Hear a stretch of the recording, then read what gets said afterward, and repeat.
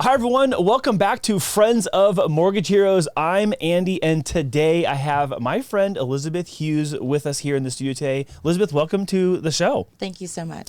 So I'm excited to have you here for a number of reasons. There's a couple of, I should say, more people than reasons. My good friend Ed Wilson, of course, at BNI, but then also Jesse Wright with San Diego Real Producers. So like our circles like kind of collided. I'm like, hold on, I'm meeting all these other new people now, but wait a minute, we have all these common denominators. So I'm excited to have you here today to talk about what you do and then how that integrates with what we do here. Yeah, thank you. I'm glad to be here. So for everyone who doesn't know you yet, let's kind of like set the stage, okay? We're going to go to the backstory because some of the things about your work history and your professional background were super fascinating to me, and the translation of what you used to do into now and how that works. I was so pleased to hear you talk about, so we'll spend time there, but let's introduce everyone to what you do, what company you're with, and what is your nickname that everyone calls you?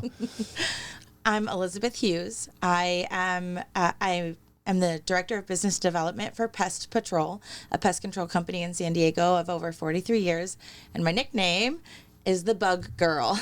And I know every room I go into, every presentation I give, I say, hey, I know you're going to forget my name, but if you save me in your phone as the Bug Girl, it's just fine. I don't know that I've ever met anybody who called themselves the Bug Girl or the Bug Guy, let alone like wanting people to call you that. I can imagine if you're a kid, I don't know that I'd want people calling me the Bug Kid or the Bug Girl. I don't know. Like I mentioned in the BNI podcast, it just happened organically, and I said it kind of not meaning anything by it. And when the room reacted, I was like, "Oh yeah, like this is me now. There's something here, yeah, yeah, this is me now." So, do you have the other problem where people now have completely forgotten your name and they don't even know your name at all? Probably. I mean, Elizabeth is a common name, and that's fine. And so when I've received a few calls to the office, and we always ask people how they heard about us. And I happened to take a call, and I asked that person how they heard about us. And she said, I don't remember her name, but she's the Bug Girl. And I did like such a competitive fist pump to myself. Just like, yes. We are now branded. Yeah, like it's working. Oh my gosh, that is so awesome. I love your enthusiasm for it as well. Before I go to any other questions though, let's talk about the earrings you picked today. So talk about your earrings, because obviously they're bugs. So what are they? Where'd they come from? Yes, well, they're arachnids. Thank you very much. Just kidding. They're bugs to Andy. Yeah, I'm just joking. They're little spiders. They're very glammed out spiders. And you can usually, if I'm at a networking event or anything, usually find me with some kind of bug jewelry or adornment. It's usually a brooch, and it's getting to the point where my BNI chapter members and friends are out and about. They'll be at a thrift store just randomly through their day, and they see a really gaudy, glammy bug pin, and then they give it to me. They're like, "This is you." Wow, and it really is. Okay, so the whole Bug Girl thing is like completely taken a life of its own, and now people are buying you things to support it. Yeah, and no, I there are a number of people that call me the Bug Girl to my face, like address me as that, which is great. I'm like, I love that, and anyway, it's just I'm having a lot of fun with it. That's so awesome. And I know you have a lot of fun doing Pest Patrol, but it is a newer industry to you. You haven't been in this for 10, 15, 20 years. So kind of catch people up who are finding you at this season of your life. Where do you trace your career origins to in retail? I'm going to go there. I'll drop it without giving away. So trace some of the origins of retail, where you started. Also, I know you have a history of being a performer as well, and a singer.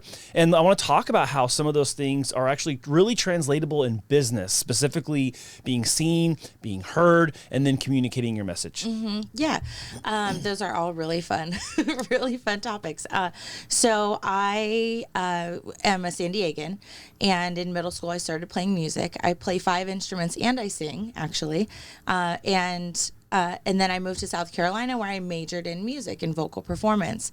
And the College of Charleston is a very artistic school, and Charleston's a very artistic town, just altogether. So it was a great place to just kind of spread my wings. And And before and after college, I ended up in the retail space a lot, and predominantly management roles and very sales oriented companies. I never realized, honestly, probably till this year, how my performance, experience, and training prepared me for being a salesperson, prepared me for being a manager of other people, you know, where like being able to keep a certain face on when really all you want to do is something really mean to someone, or you know what I'm saying. We all have it in our industries. And yeah, so my background is pretty much music and retail management with a heavy emphasis on sales. And then I landed in this company as the office assistant in February of 2020. I actually didn't mention this before. So February of 2020, I found Pest Patrol on Indeed, and it was a great fit for us. And I actually interviewed with another person, and they loved both of us so much that they couldn't decide, and they hired us both. And it was just so now her name's Jeanette, and she's in the office, and we joke that we're married because we're very close, and it's a family oriented business, so everyone's really close. And so I started as the office assistant, became the office manager, and then together we've developed a business development role. And I'm just having a blast. I'm in my sweet spot. I'm in my unique ability. I'm having a blast. So you mentioned being able to keep a face. What's something that is maybe like you could draw a straight line from the performance experience, knowing how to play numerous instruments, and then being seen, judged, looked at? I mean, that scares the pants off most people because they're also never in that situation. And I know that it also takes like a warming up period as a performer to be like, oh, I'm comfortable on stage, or I'm comfortable in front of people, or I'm comfortable using my gift. So is there something that you can like trace a straight line to from having like matured in that area to what you have to do now when it comes to promoting and branding and marketing the company and yourself? Yeah, I think that when you're performing, especially in something like opera, which is very dramatic, and you're usually playing a role, or even any type of theater, you're playing a role that might be very different from who you actually are, and you have to change your mindset to be in that person's mind or that space, and in customer service, we do that in a lot of different ways. You know, whether it's empathizing with the person that we're speaking to, or just fully trying to understand where they're coming from. Something that I encounter a lot in pest control is people calling in really stressed out, they haven't slept in days because of the rats in the walls and in the ceiling, or they have so many ants that they feel or they imagine them. Sorry, is this too much? No. I'm like in the moment. You're describing it, and I'm like, oh, like rats in the walls. Like no. Or they get the heebie-jeebies. Let's just put it that way. I have them now, and it's not even happening to me. Like I really do. The heck. Sorry, I'll stop. No, you're fine. This weird visceral reaction. Yeah. But, and that's the thing.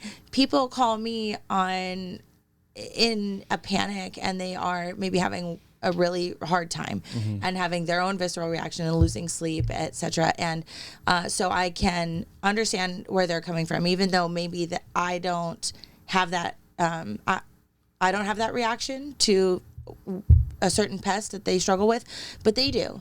And so I consider how they're feeling, and not just me, but all the office staff and everyone at Pest Patrol. We consider how they're feeling and how that this is an emergency to them and maybe to their household, and and so we treat them as such. The thing I know that everyone who's kind of gone through this process has a varying degree of this, but being in the process of home ownership to acquire a home or buy a place or sell a place and move to the next one, it's highly emotional. And similarly, I can hear that in your description of what it is when people find themselves where, oh, I need your help, like bad. Like I need your help yesterday. And you can't come till tomorrow. Like I can understand that.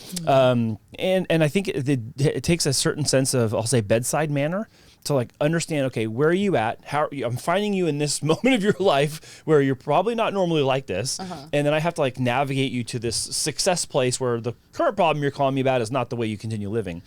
And that can sometimes just be so emotionally charged for people. And I would estimate that on the service side, it's just another day. right? Oh, it's just another day at the mortgage office, just another day at the in the pest control truck.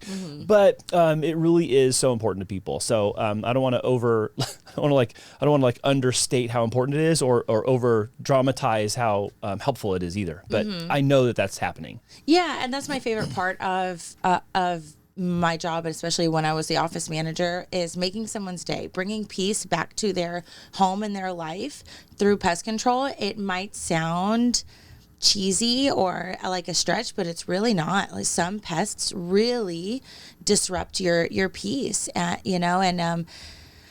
so we get to be the solution, and bring the calm back to people's lives. And while someone might be describing to me that they've seen 12 ants in their home or something, and I say 12 because we tend to ask them to quantify the number of pests that they're seeing inside.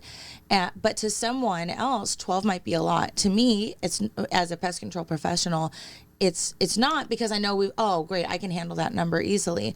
But that might be 12 too many for this person, and right. what they can handle. And I think that's true in a lot of areas of life, right? We all have our threshold in certain areas, and that's why pest control companies exist to solve that problem. You're saying 12 ants, like 1,200, 12,000? What are you talking about here? Yeah. I mean, everyone's threshold is different. Actual 12. Okay. Yeah, it might be, it's too many. But that's 12 too many for some people. Yeah. And I get it. So while it would be so inappropriate of me to say, oh, that's not that many. Right. Oh, that's not a big deal, right? Because to them it is a big deal. Yeah. So, and that's all that really matters. Yeah. That's awesome. So you mentioned that the company's 43 years old and it's a family-run business. So you found yourself in this position with business development. In another interview I had listened to you were talking about your retail experience. What would you say is something that you have recognized as like a very obvious contrast between like retail world and like this kind of family-oriented type style business? And then what are some things you can take from that retail that have helped in like the systemization and structure part of the family business? Yeah, so those are great questions. A couple items that might seem like contradictory or like they are in contrast would be the customer-facing element. So in retail, usually you wait for someone to walk in the door first, and then you try and convert them into a customer. In pest control, you have the opportunity to reach out to people first. So there's that, but then there's the element of just in-person interaction, right? And I'm a super extrovert, and so I thrive and gain energy from those in-person interactions, and that's where I'm very successful. Is if I can get in front of someone, I can find something in common, I can build rapport, and then we can look at bringing them whatever type of service or product they need. Over the phone is a lot harder. So you really have to, as an admin person in this company, you really have to find a way to connect with people, to identify what type of personality or system processor they are, and then meet them where they are. And you might only have about 10 seconds, at the beginning. And I'm not even talking about sales. I'm just talking about any phone call, existing customer or not. But not interacting with customers face to face was a challenging adjustment for me. But I found a way to scratch the itch of I need people. Yeah. Yeah, and I can see that, because if for those of you who are not yet following Elizabeth the Bug Girl, on social media, you're out a lot. And it's obvious that you gain energy from connecting with people in an in-person physical manner. And so some people are so scared of that. And the opposite, like I would be scared to death if I just had to lock myself in a desk in a cubicle all day long. I would be like, oh my God, I don't know what to do. This is my nightmare. Yeah. Right. This is my nightmare. I think we're living each other's like nightmares, but in a great way. So what is something that you're really proud of regarding your role or Pest Patrol, like something that you just really admire about either the work you do, the position you have in the community of influence, or just something that maybe has been done under the radar and they didn't receive a lot of notoriety for, but you just think is so compelling and awesome? That's a fun question. I think the simple fact that this company has existed and grown consistently for over 43 years and continues to do so is a testament unto itself. And it was founded by Lee Pierce, and it has now been passed on to his son Elliot. And so we're still family owned and operated, and we get to bring that family feel to our customers and clientele, and adjust their experience to the needs of their home and their family. That's one of many things that are different between working for a small business or family owned versus a corporation. I have myself and an office staff, we have a lot of leash or free reign to get a little flexible with our common practices, let's say. And while maybe we generally would, if someone calls in, schedule them a week or two later based on where they are on the schedule, if they are having what is to them an emergency, we have the authority to, and we've been empowered by the owners to do what's in the best interest of the customer, and so that's one thing that I'm really proud of, and just being able to meet people where they're at, right? And you really only get that at a small business. Yeah. And also the strength and how solid the company is and continues to grow. In the 5.5 years that I've been with the company, we've doubled almost all of our team's sizes. I'm not sure right now, I don't want to speak to the business numbers, but if we're doubling our team sizes, then we're doubling or so almost our customer base. And we have a lot of customers who've been with us for 20, 30 plus years. Wow. And you don't do that by treating people as a transaction. You don't do that by providing mediocre service. Mm-hmm. Yeah, so those are a couple things I'm really proud of. You're not doing that if you're a fly-by-night business. Or even a fly-by-night attitude, I'd say. Off air before we started, I was kind of sharing with you briefly, like, this is our 20th year. And, so for us, it's weird on one hand to say, like, 20 years, like, oh, wow, there's a lot of life that's passed while we've been doing this. And then the other hand, I'm like, 20 years, that means something. Like, there's staying power in that. And I think in the market and the way it's shifted and changed so much, there's a lot of new talent that's coming into real estate and all the affiliated businesses in real estate, as there always are. But there's something to be said, I think, about passing a 5-year, 10-year, 15-year, 20-year mark, and now 43 years. That's a long time. And I think that speaks volumes to the dedication to the craft, as well as the commitment to, like, giving that top tier customer service, because they don't have to be your customer for 20 years. They don't have to come back to us for their second or third refinance or their third or fourth purchase, but they do. Right. And that says something about what you've done for them and the way they value the service you're offering. Right, absolutely. And in both of our industries, there's a lot of competition. To your point, they don't have to say it. They could go a lot of other places, but they choose to stay. Why? Because of the interpersonal interactions and the way they feel. Right? Dr. Maya Angelou said, people will forget what you said, people will forget what you did, but they'll always remember how you made them feel. And I think that rings very true. That's my customer service motto. It's a great way to navigate the world too, but especially in customer service, just how you make people feel. And yes, and so super, super proud, and I just feel honored even to be a part of something that is bigger than me and predates my life, is older than me. It's really cool. They're very good people. And when we get to talking about Section 1 clearances and what we do in the real estate space, everything I just described about how we treat our clientele translates over to that part of our business too. Well, before we go there, I want to ask you, because you're also wearing your VARep shirt today too. So, VA is the thing that is, like, we're most well known for, serving active duty military and veterans alike. And it's the thing we've also done the longest here at Mortgage Hero. So why don't you tell me, what is your connection in VARep, and what is your affinity and affiliation for that? So I come from a military family. My dad is a Marine, deployed 7 times, 4 active duty and 3 as a civilian. Yeah, it was a lot.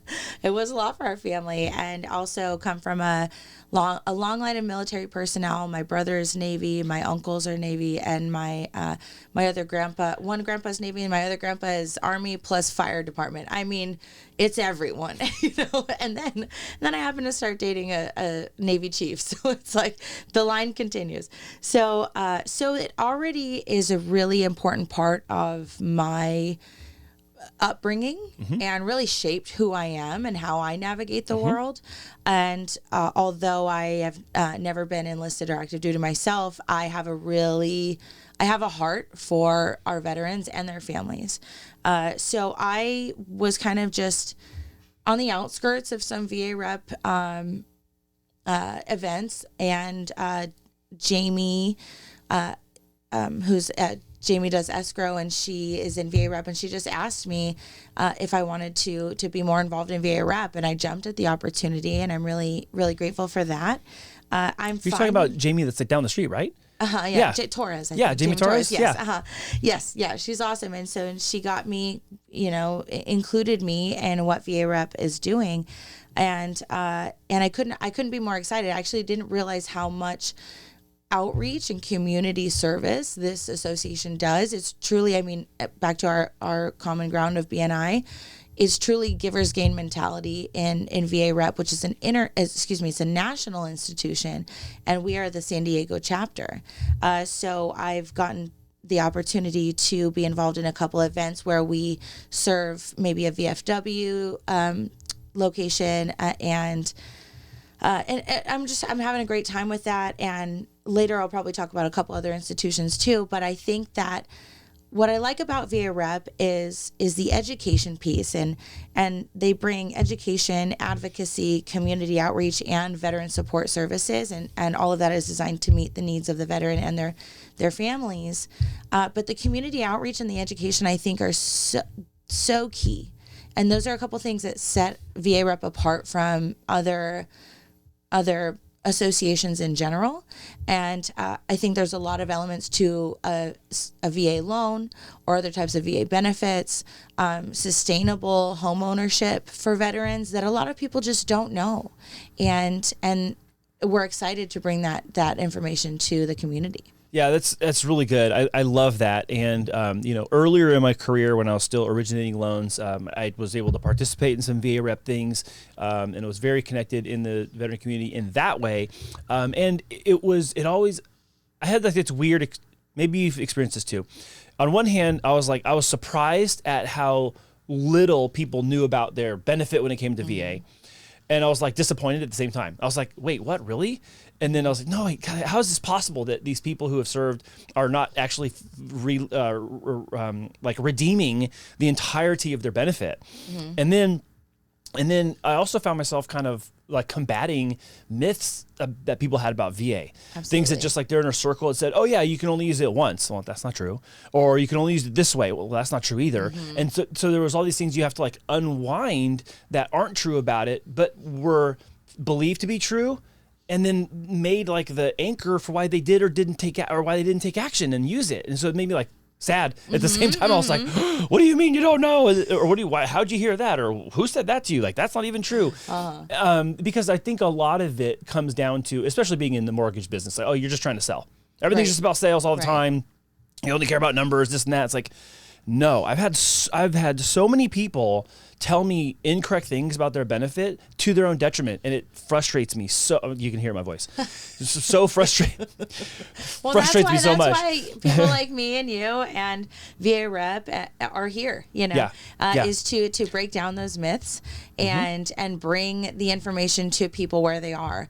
As someone who has military connections but is also still on the outskirts, I've observed that anything that sounds like the VA, right? Veterans Affairs, like, is your brain immediately goes to it's going to be difficult. It's going to take a long time, and the payout might not be worth it, or right? It's going to be slow. It's going to take forever. I'm going to be on the phone for 8 hours and never actually talk to somebody. Sit in an office, and it's not going to go anywhere. So I think that that could be part of it too. Is there's an aversion to anything VA, and I'm kind of making a blanket statement here, but I think that there's a truth to that. But that's some people's experience, and then that experience gets shared, and it gets to like the first degree, second degree of conversation with people, and then what happened to me, now I'm trying to help someone else prevent, or I'm just sharing my story, and then someone goes, well, they hang on to that and go, oh, well, I have an aversion to call or to ask or to do or whatever.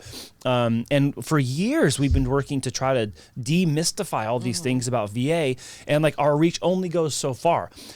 Back to why I love what VARep is doing, because with a larger megaphone and more megaphones in the community, I'm hoping to dispel all those things that people have like misbelieved for these years, or things that they believe to be true that just aren't when it comes to using their VA benefit. Also, San Diego being such a huge military town, this is something we'll just continue to encounter. So I'm also realistic about it, because we always have people PCSing into San Diego, and they're getting stationed here, and they're going to be here for 4 years or 6 years. Well, okay, well, they might be bringing all their beliefs and stuff too, and all their aversions with them too. So we are still, I think, destined to end up running into those conversations on an ongoing basis. Absolutely. And I think that what is great about VARep is that, again, just trying to bring the information, the resources, and more to people where they are, to a VFW post, to an American Legion post, or other types of nonprofits that serve veterans. And I think something I've observed, or maybe it's a little bit of a theory that I have, is that there are a lot of people who maybe they are a veteran, or they're active duty, or they're in the real estate space and serve veterans as well. And the word membership sounds like commitment. And what I found as someone, a VARep member, and I'm not on the board, I help with a committee, but is that really there's actually... It's not adding stress or demanding commitment from my life, but when I get involved, especially in a volunteer way, I gain so much from it. So what I hope people might shift their perspective about VARep and getting involved with this institution is it's a very low membership fee, and virtually no demand. You show up when you can, and you help where you can, and it's great. So that's not true of every type of institution. But I think it also draws in the people it's going to draw in. I think that, for me, when I look at certain things in business space, I don't look at what they cost me. I look at what I can do, kind of that giver's gain attitude. What can I do here first? What can I bring in value here first versus what do I get out of it? Because getting something out of it is a lot of times the response or the reaction to what you do first. And that is definitely the case for VARep as well. Like you're going to find people there that are dedicated to the mission and the vision, and they care about the education part and the connectedness part and amplifying what people can do because they're connected versus me, like hungry hippos. Just I'm trying to get this deal over here, and I'm going to just wrangle everything I can out of everyone's arms. Like that's just not been the experience. And I love that too, because it does kind of more naturally draw in people that are actually there for the root cause. I agree. And also I can relate to being in a season of life, or even a day where I'm like, my plate is full. I don't have anything more to give. Even if I have a spirit of giving, I don't have anything more to give. And what I'm finding is that this institution is not demanding. And hey, it's a very come as you are, come when you can. And to your point, we have so many military families here that are just waiting to be served. And so I'm excited to be a part of a group that does serve them. So I want to ask you personally, because you have so many just deep, valuable connections in town. Who are some of the people that are out doing things right now that you're like, oh man, this is a pace setter. This is someone I want to like follow into all the fights, right? Who are some people that stand out to you right now in the market? They're just doing things that stand out. Like I think of Jesse as one, right? So maybe that's like I'm teeing that one up. Like, okay, yeah, Jesse's definitely one of them. Like, so obviously if you don't know who Jesse is, you can go back a couple episodes, watch the interview with Jesse Wright from San Diego Real Producers. She's totally on to something. She and who she has surrounded herself with are really setting the tone and the pace for a lot of things in growth in real estate, education, knowledge, keeping up with the times, with the evolution, all the things that are happening around us with software and AI and marketing and all that. So she sticks out. Well, what do you want to say? Because those are all the things I have to like rattle off real quick. Yeah, well, I feel like answering that, I'm going to forget some really great. I know there is a deep list, but right. Yeah, it's who long. comes to mind? Well, one would be Jamie Torres. I think she's also a master connector, and she's a selfless giver and a selfless person, and so I would just say that I've seen her be a pioneer and be a connector and be someone who is only looking to give and to benefit others. Another person who's also one of my close friends is Corinne Kivett, and she's a business coach, and also, but more specifically, she coaches neurolinguistic programming. And I took one of her classes recently, and it is so much more about human connection than it is about sales. And I wish I could just send everyone I know to take at least one of Corinne's classes. Let's just do that. Let's just everybody line up. You're all going to go to Corinne's class, Evolution Room up in Claremont, or Kearney Mesa. I get whatever. Yeah, you got it. Yeah, she is outstanding. Right. Yeah, and she's also great at connecting people, and she's pioneering something really beautiful and really big, and helping people level up their business in a way that starts within, as opposed to follow this formula, right? Follow this sales step by step, right? It's more coming from an intrinsic place, and so those would be a couple people, and I think I would be remiss if I didn't say Ed Wilson, who being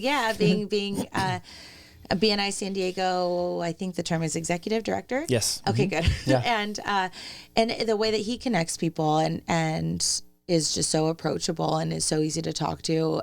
You don't find that in large business owners or large franchise owners. You don't find that, and he's just so easy to talk to. And I think that those would be my first three to mind. So this might be a little bit of a weird question, but a lot of the conversations these days are about AI and what's happening in that space, and what is it impacting directly right away? What industries is it completely turning upside down and disrupting? Are you on the pest side of this conversation? Are there anything like right away where AI is aiding you? And then are there ways in which AI will maybe threaten what people do for pest control? I have my own bias before I say them. I wanted to get your opinion on what you think about all that. You asked that question in a very objective way. I'm impressed. For someone who might have a bias, you did a great job of not revealing it. I am using AI to make my tasks or my other elements of my job more efficient.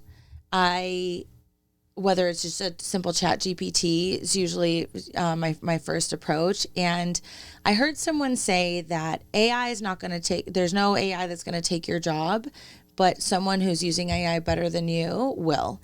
And I think that there is a lot of truth to that. And I'm not a techie person. I've never been. And ChatGPT, AI, this or anything, I had an immediate aversion to it. And deciding to take down that barrier and use it to my benefit has only allowed me to serve my customers better. And it'll be a very long time before an AI or robot can be performing the pest control. But back to what I was saying about connecting with people in person and connecting with them over the phone, I don't think AI will ever be able to do that. I think that in my industry, people will always crave a human-to-human interaction, which allows us to serve them better. Yeah. No, I love your answer. That's very good and well thought out, because you didn't know I was going to ask it. I did it. That was a live fire exercise. No, I think, those who use AI to aid the process of providing the value you already give to more people or to the people you already have better, I think that's where the advantage is. There are certain, I'll say, labor jobs like pest control that the horizon for which there could be takeover is a little bit longer than some others. Sure. I have friends in other businesses right now, in advertising, marketing, writing, copywriting, where it's an immediate threat right away and it's happening. Even like photography. It's right now. Oh yeah, photography, even video. There's that too. And I try to remind people, when I go to the store, I'm actually looking for organic food and I'm looking for those labels. And already behind the scenes, not to get too nerdy, but behind the scenes already, platforms are identifying what's real and what's not, what's AI, what's not. And in some cases, like YouTube, asking you if basically there's any altered content in the thing you're uploading. So it's already pre-asking you what kind of content is this. So there's space and room for both, but they're going to be treated much differently. And I think that there's going to be a longer road towards some of those threats being real threats for people who are doing manual labor tasks where you have to get into places that the machine's too big to get into. You have to be able to identify on the spot what to change or fix or do. And I just think some industries are going to have a little slower approach to what the ultimate outcome might be when it comes to that. I think pest control is one of those. Yeah, I agree. And but to elaborate on that, I think a pest control company that is providing a cookie cutter service to their customers would be easily replaced by AI or robot, etc., whatever the case might be. A company like ours, our technicians are not replaceable by AI/robot because of the level of tailored and custom service that we bring to each home. When we do walkthroughs with families or a homeowner, we ask about their areas of concern. We ask about, their fears, and we get their dog's name and we bring their dog treats. We know when they have a baby. We know when they've had a loss in the family. We send them condolence letters. I mean, we really know our customers, and AI can track information and give information, but there's nothing that can replace that level of service. Yeah. So you're talking about this like on the human part of it and the connectedness part and the sympathetic part. And I'm thinking a friend of mine asked me, because I have cameras and video stuff, he asked me, hey, can you come help film this bee removal? And I'm like, okay, well, I'm in the suit. No, thank you. Right? I'm in the suit. I'll show you later. I'm in the suit wearing this thing. And I'm like filming them do this bee removal at this place. And it's underneath. So the hive and all, and it's underneath this exterior, shed next to the house that they had to put up on jacks to access, but then move stuff out of the shed to get to the place in the floor to do the heat thing so you can see where the hive is at, and then cut it out and then pull that part out and go, oh wait, it even goes longer underneath than we thought. Well, I'm thinking, I don't know that machines are ready to do all of this yet. I understand computationally you can teach a machine to think through all those variables and make those decisions, but I was just looking at how they're moving, what they're doing. In the back of my mind, I'm filming this thing, right? In the back of my mind, I'm like, yeah, I don't think robots are doing this yet. Yeah, and bees are a unique type of pest because they react to energy much more than any other type of pest. And a lot of other types of pests are pretty indifferent. But bees, wasps, that family, if you have angry energy or you come in like you own the place, which a robot would, they're not going to be having it. Now, the robot wouldn't get stung the way a human would, but what people like bee removal or humane bee removal specialists, replacement, yeah. Those people are just really, really unique personalities and energy type people because they're able to come into these bees' home and then relocate them. And it's just that's another element that only humans have. And I, again, not a techie person. Yeah.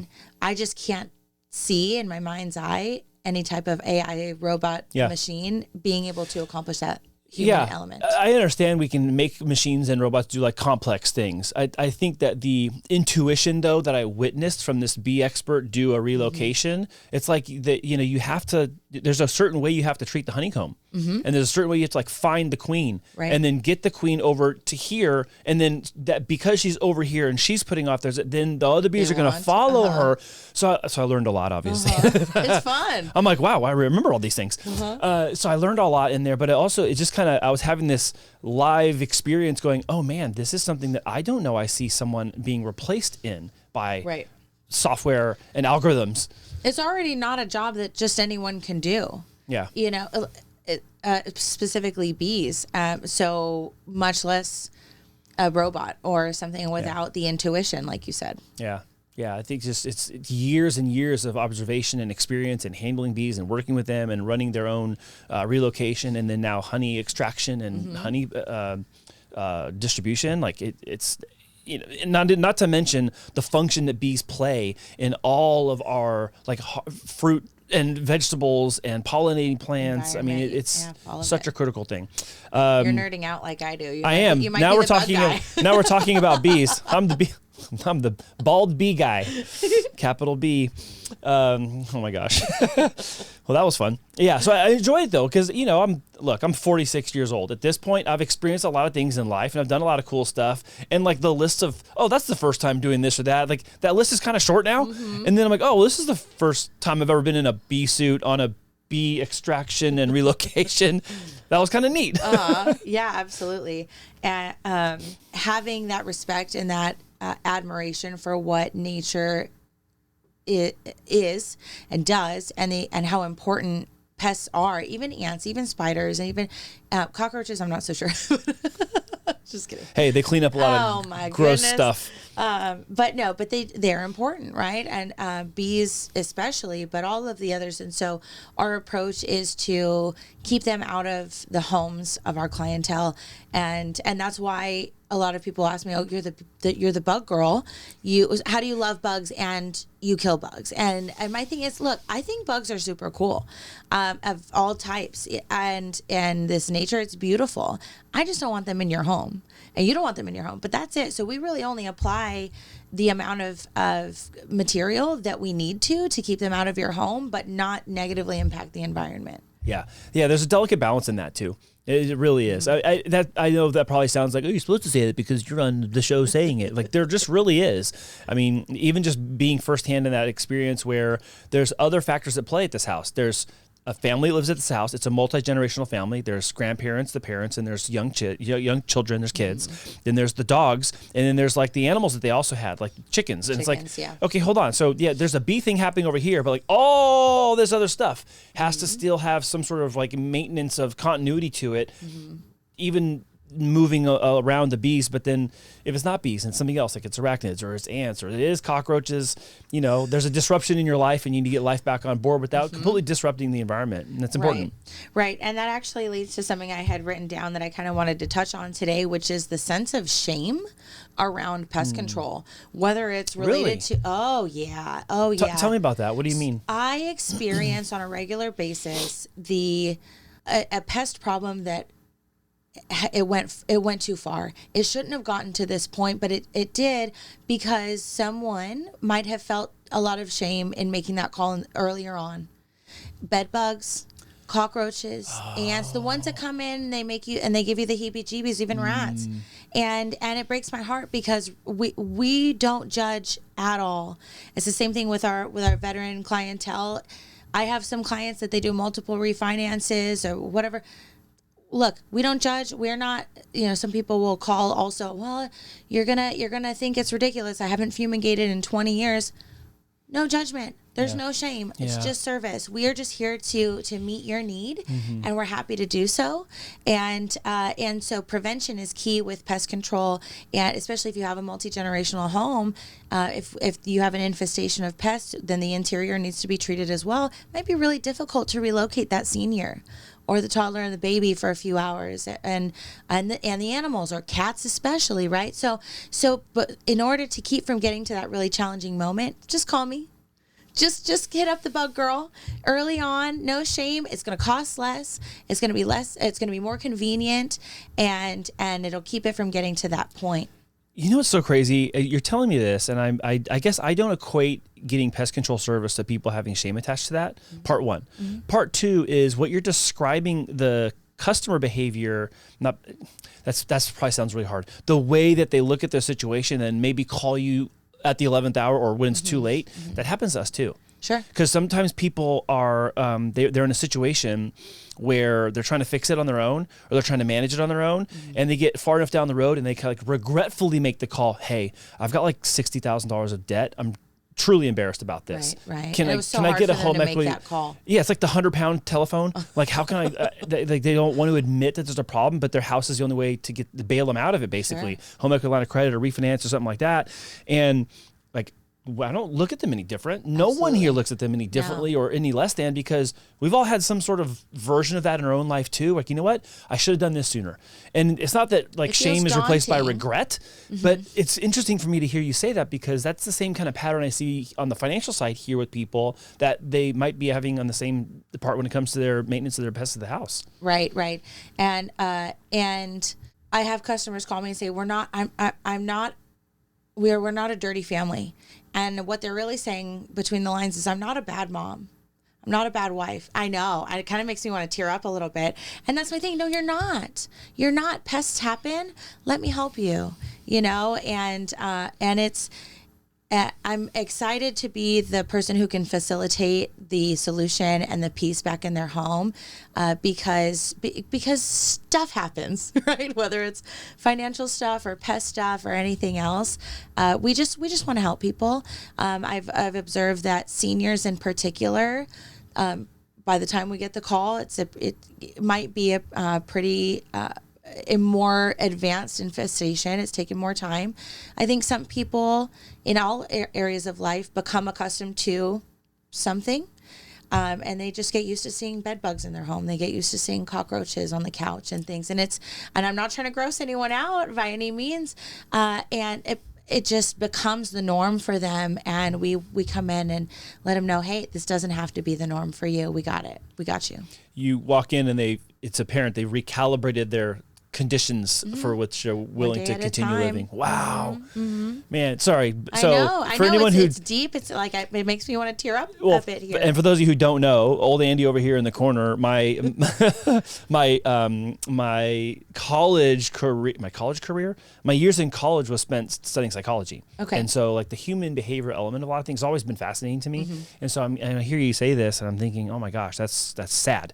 But also like that's all rooted in a bunch of other stuff. And so I also have interest in that because I'm interested in psychology and people and humans in general. I can totally see that where, just one step at a time, it just becomes more normal and it's just the way it is. And then it can be out of control pretty quickly. Yeah. And then it feels daunting. It feels like this massive mountain that you'll never be able to climb or get to the top of. Your clients probably feel the same way. But we're here to make it accessible and easy and judgment free. You know what? There's another similarity that just fired off. Like your delay in addressing it actually makes it harder to address the longer you wait, and would require more effort in some cases with less choices. So in the case of equity, like in your house, okay, let's say you got 60 grand debt. Well, if that becomes 80 and 100 and 120, you might actually be running out of options because you're running out of value left in your place that you can pull from. In the bug case, well, maybe when it's only 12 ants, that's better than 12,000 ants, and then ants and cockroaches and rats, and then it becomes. You have less options at that point. Now we got to do a whole bunch of stuff, and you really don't have a choice. A lot of money, yeah, absolutely. And while it might, whatever is the first option, right? Maybe less than $200, but it still feels like a lot. I'm not here to say that that's not a lot of money to people or to myself even. Yeah. You're like, woo, $200, man, okay. And but it's that, or like to your point, in a few months it could be $1,400. It could be 2,000, 3,000, 4,000 if there's a fumigation involved. Yeah. Some pests, I mean, they're like dinosaurs. They're designed to, and they've evolved to adapt and adjust and withstand. Yeah, withstand. That's a perfect word. Yeah. And so if you get us in there early, it's going to hurt a little, but it won't hurt a lot. Wow. So what's one thing that you feel either encouraged by or inspired by. Like there's just a lot changing in real estate in San Diego, and that seems like a stupid way to phrase it, because it's like, yeah, things are changing all the time, but like the tone of real estate in San Diego has a noticeable shift. There's definitely become, I think, a separation between, like I said, the haves and the have-nots. Affordability is an issue. We have lots of inventory that's been coming online, but people aren't clamoring over it the way they used to be just a couple of years ago. You are noticing people under different financial constraints now than they were a year, 2, 3 years ago prior. Amidst all that, you then have the Jamies, and you have the San Diego Real Producers. You have Jesse. You have the VARep people. You have all these people that are doing these amazing things, and it's like they're just racing out ahead of all these other problems I'm mentioning. What's something that's encouraging you among all these things happening at once? I think that spirit of ask not what you can do for your country, or excuse me, ask not what your country can do for you, but ask what you can do for your country, and applying that, or giver's gain, whatever you want to call it. Just how can I be of service? How can I meet you where you're at? How can we make this mutually beneficial? If someone needs a certain type of pest treatment and they just don't have all the money, but they could over 2 or 3 months, we can help work out a financing plan with them as an individual. And a lot of other companies wouldn't do that. Or so just I think staying in that spirit of understanding, empathy, connecting with just another human. They're another human. And to your point, if I haven't already experienced something similar, I'm going to at some point, and I would pray and hope that I will be receiving that same level of understanding and grace. I think I interact with a lot of people, especially in the BNI space, that navigate that way. Yeah. That's awesome. What's something that you find you kind of every once in a while catch your mind thinking about, like, not that, I don't want to say like keeps you up at night, like, oh, I'm tossing and turning because I'm thinking about it. Like, what's something you find yourself like proactively thinking about often? That's a fun question. I'm in the business development role for a reason, because I get jazzed and I get some new ideas, and I can't wait to share them with my friends, coworkers, bosses. And like my recent idea was, I don't leave one appointment without setting my next appointment. And so to me, that might not be pioneering thought for some people, but I'm like, this is amazing. This is how I want to do it. So that's one thing. It's usually the stuff that I think about at night are usually are ideas. I'm not sure if they're innovative, but fun ideas that get me excited and are creative routes, detours to get to a place that might currently feel a little bit blocked. When you talked about the real estate market shifting a bit, I know that realtors and sellers and buyers can go with a multitude of other pest companies, but we have a lot of realtors who continue to choose us, and we are not the cheap company. We are not the discount company, because we are the best service, and deepening the relationships that we have with realtors and the confidence that they can speak to their client about us as the market shifts. But if those relationships maintain, it doesn't matter what the market is doing, because we've got each other too, right? And I'm finding in BNI that I have the opportunity to send business to realtors. And I'm not sure if you know this, that I have a quarterly event that's a trades and real estate industries power hour. And a big purpose of it is to bring attention to the conversation that trades professionals have a unique ability to refer business to realtors. We're already in their home. They already trust us. And like when you go to the hair salon, maybe not you.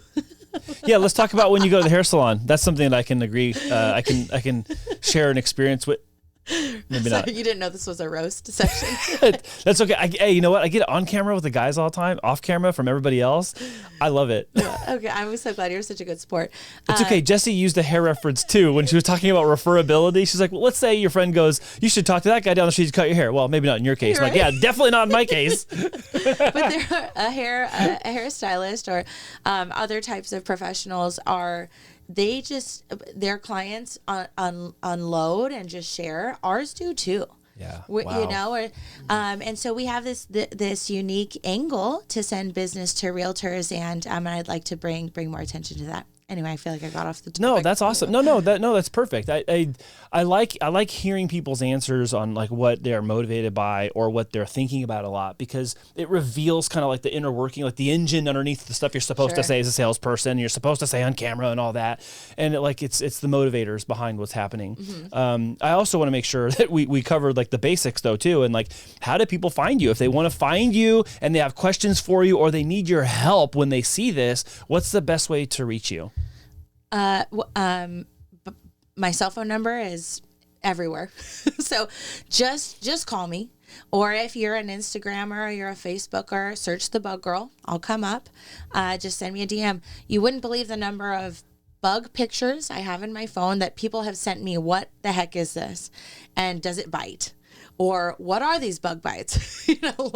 And I don't mind. I love being that resource. So whether it's through Instagram, we have our website is pestpatrol.com, and you can submit an inquiry there for a quote too. If you like to have less human interaction, the introverts out there, great. We got you too.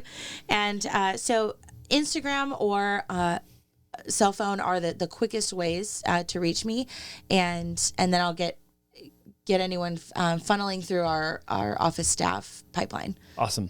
Awesome. Yeah, thank you. So I bounced around a lot of different topics today. Things I was curious about asking you, things I want everyone else here who watches to know. Is there something I didn't ask you that you wanted to talk about today? A little bit. So, and it would great. mostly be... Most people say no, so I'm glad you have a little bit. I have 2 pages of notes. Well, yeah, I was like, look at all that, like clean writing, by the way, with numbers and everything. No, I had a pencil draft, and this is my other draft. No, I'm that person. Oh, you came prepared. Yeah. So what is it that you want to talk about that we didn't bring up already? Thank you for asking. I want to emphasize why Pest Patrol. I want to emphasize what Pest Patrol brings to the veteran community and also other groups that we're involved in that serve veterans. So when we talk about why Pest Patrol, there's so many other pest companies that can be used for a Section 1 clearance, whether it's as a buyer or refinance.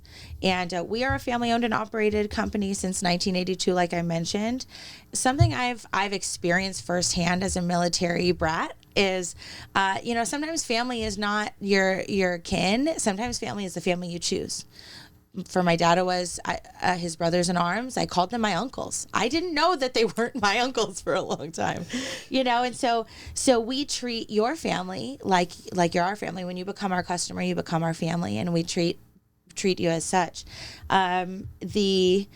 We prioritize the clearance that's needed for that veteran and their family. I am a magic maker, and so is my office manager, and we figure it out. We pull stuff out of our sleeve and we make it happen. Because to your point, sometimes I get that call at the 11th hour, but we make it happen. And you're like, answer. I have all these tricks up my sleeve, solutions for you. Right. Solutions abound. Yeah. And we hire veterans, and we're excited to hire veterans for our company because that can be a really difficult transition, right? Getting back into the real world, quote unquote. And, but going into an industry where there's still a lot of structure, policies and procedures in place, a chain of command in place, that can be a great transition from a veteran, getting back into a civilian life. We offer military appreciation discounts every time, and we're actively involved in the community and veteran outreach. That is awesome. I love all of that, especially because of the format here with, being on Friends of Mortgage Heroes, and our focus has for years been on active duty and veterans alike. And I had mentioned to you, we have a deep line of family connectedness with our military. Some people who are new to the show wouldn't know this, but up the Cruz family line, my cousin Tanya, who's our broker here, her and I, our fathers have an uncle named Henry Cruz, who is a survivor of the USS Arizona on Pearl Harbor. So when that was bombed, he was able to jump off the boat and live all the way until 2012. Wow. And so we had him in our family. And when he passed away, I think he was only one of 16 remaining survivors from the Arizona. And so, there's deep connectedness to that, not even to mention all of the other family members that we have in our immediate and extended family that have served in all branches of the military and in every conflict since World War II. Wow. So it's not just like, oh yeah, there's this World War II thing. It's like, no, it's World War II, Vietnam War, Korean War, Desert Storm, Desert Shield. I mean, everything, Afghanistan, all the stuff since then. And so for us, it's like, yeah, you can just like be schlepping loans all day long for this and that and the other thing, but it's like, what do we really want to do? And we had just like pivoted super hard, like, no, we're going to do this. And we just like put our foot down over a decade ago and have done VA predominantly since then. So it's deeply personal to us. Yeah, it's very personal to us. That's true for me as well. And I think that's something that is a common denominator among all of that and among people who enlist is the the desire to be a part of something bigger than themselves. You know, as humans, we can become egoic. Sometimes we like to be a big fish in a small pond, but then just hearing that story about your uncle surviving the USS Arizona, I mean, it's just talk about being a part of something bigger than yourself. And that's why I'm a part of a couple other associations that serve veterans, is because it's not about me. It's about meeting the needs of others. And it just so happens that this is a cause that's near and dear to my heart, as is shelter animals, which is why one of the other associations I'm in is called Shelter to Soldier. So Shelter to Soldier takes dogs from the shelter, fully trains them to become service animals, and gets them trained up with a veteran who has disabilities and or PTSD, and connects them with a veteran, and now they have a service animal for free. And that is no cheap task, right? I mean, there's a lot that goes into making that happen, and it's really beautiful. And there's a gala coming up for that association. It's on August 24th. If anyone wants to attend, it would be great. But just getting involved in local VFW and American Legion posts is also incredibly rewarding. And there's another association I'm looking to connect with. It's called Saddles and Service, and they offer equine therapy. I know them. Oh, okay. Connect me, please. Yes, I will connect you. They offer equine therapy, and I think that that's really beautiful because I'm learning more through my best friend who's kind of going through their program. She's a veteran, and that a horse mirrors you way more than you're prepared for, right? And so it really makes you look at what is going on within me? Where is that coming from? And I understand that a lot of military personnel, veterans, and their families, talk therapy, sitting in a cold room might not be appealing, but that could be a really great option for them. So those are a few other really great associations in San Diego. Those are some tremendous ones. I have a couple others that I actually, upcoming, you don't know this, upcoming, we are going to have the CEO of 0800 coming to the show. I met Ashley recently at an event that I was working with another one of our kind of like co-clients, and 0800 is a service. It's a call line for veterans who are struggling with suicidality, but also they help people get the help that they need for the thing that is, for the problem that is picking at them the most in the moment. So I really look forward to having her come in and talk about a little bit more. And then I also have the fortune and blessing of meeting Chad Robichaud many years ago and the Mighty Oaks Foundation. So I will point you in that direction as well. Love it. Thank you. They are a fascinating organization that helps veterans repurpose their life for a life filled of service in the civilian side of the of life. After you take off your uniform and you fulfilled your service. You're in the what now? Yeah. So I'll make sure I make those introductions to you as well. Thanks. And I'm super happy that you said Saddles and Service. Most people don't know about Saddles and Service. So again, I was filming at an event, and like they're again a co-client of mine, and so I'll introduce you. I'm excited. Yeah.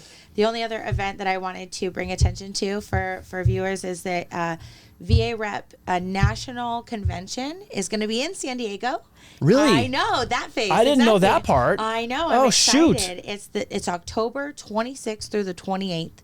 And so that'll be the national conventions happening here in San Diego.